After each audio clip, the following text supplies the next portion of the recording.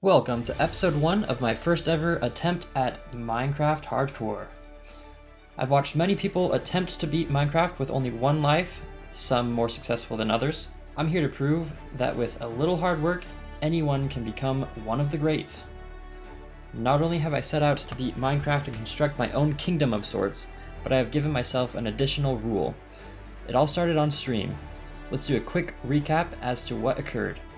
I loaded into my first hardcore world and was not a fan of the starting area. I found a treasure map and was determined to find the buried treasure. After a grueling night of cooking kelp, I spent the better part of the next day digging in the sand looking for the buried treasure.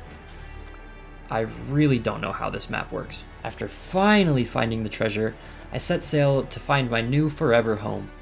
On the way, I came across another sunken ship.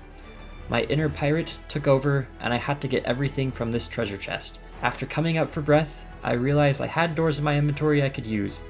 I went back down to finish my looting. I guess my inner pirate neglected to tell me he was incapable of swimming.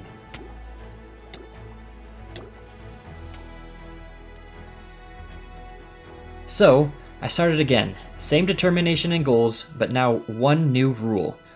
No more swimming. It killed me once, and I will not be tricked twice. I mean, how much do you really need water to beat the game? With no clear direction or know-how as to what's most important in hardcore, I just kind of wandered around, gathered some resources, had a close call. This is it. This is it. I found a nice place for a house and constructed a nice wooden box to live in for the next little while. I've got great visions for what this whole area will look like. But first, we've got more important things we need to do. I dug the staircase to get some more materials and...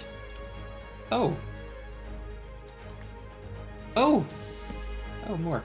Working on my house, I realized that there's a lot I still lack. So today, let's go on a short adventure to find some saplings, then we'll return to our home base and make some small farms for cows, sheep, and pigs.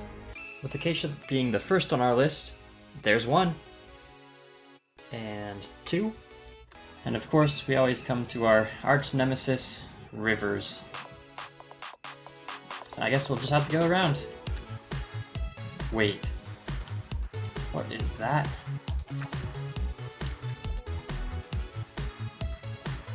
Can we go around the other way? That's not what I want to deal with right now. I'll be honest, I have never explored one of these. Not sure that right now I want to deal with it, so we will just hop on along, just kind of bridge over this, and continue looking for the other saplings. It might be small, but we found a spruce forest, and that takes us up to 3. I didn't think I would find it, but there's some mangrove. But as expected, we will have to cross this river, so I guess more bridges. Every time I have to build one of these bridges, I just think of how nice it will be to utilize all of this practice when we get to the end and we're looking for our elytra. We'll just come in here, grab a couple of these propagules, and that should be good. Do we need anything else from here? I don't think so. We'll just grab maybe 4 propagules. We're gonna have to utilize the mud blocks. Mud blocks I think look amazing. But with these 4 saplings, all that's left is the cherry blossom. So hopefully we can find one of those soon and make our way back. Ooh, golden carrots and a golden apple. It's always nice to find different structures that you can just kind of stock up on some goodies. Stock up on some more wheat. Don't mind if I do. Have to take note of where this is because if there's any allays in there, that would definitely come in handy. I'll be honest, the more I look at birch, I think it's growing on me. I know a lot of people don't like it, but I don't know. It kind of looks nice. Leave in the comments below what your thoughts on birch are. If you like it and use it in your buildings, or if you tend to avoid it. And there it is. The final sapling that we need, cherry blossoms. I don't know how much I'll be using the cherry wood in the upcoming builds, but it's still nice to have as a resource to be able to use if the build calls for it. So there we go. And with all 5 of those sapling types, let's go ahead and head home. It's going to be quite the trek to get there. One nice thing about these bridges though is that I always know if I'm going in the right direction on the way home, because if there's a bridge, that means that I've been there. Well, we're back to the Woodland Mansion, so it means we're getting close. I still haven't decided if I'm going to let myself use totems or if totems are off limits. I'll have to decide that pretty soon, especially before I go in there. Hey, I know where we are. We're pretty close. It should just be up over that way. And we should just... Yep, there it is. What a long adventure. So with all of the different kinds of tree saplings, well, minus azalea, but we'll find that later. I think we're ready to start some of our farms.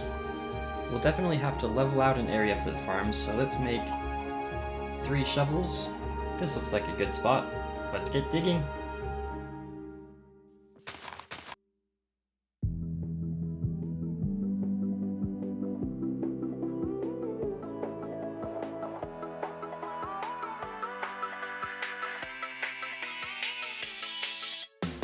So now we got it all flattened, so next would be adding the pens. There we go. 3 pens for cows, sheep, and pigs. Now we just gotta find the occupants.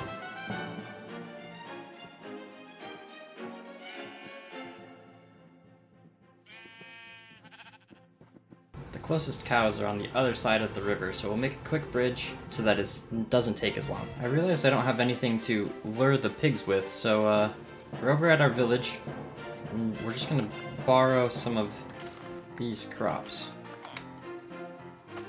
They like wheat better anyway. There we go. Not a lot, but it's a nice start. We'll definitely be breeding these guys so that we can get more and expand the farms. Overall, we've had a pretty productive day. Biggest win so far has been not dying. We found some cool places I definitely want to explore later on, and we've started some modest farms. There's still so much to do, but we'll start on that next time. Make sure to subscribe so you can continue with me on this journey. Thanks for watching, and I'll see you next time. Goodbye, everyone.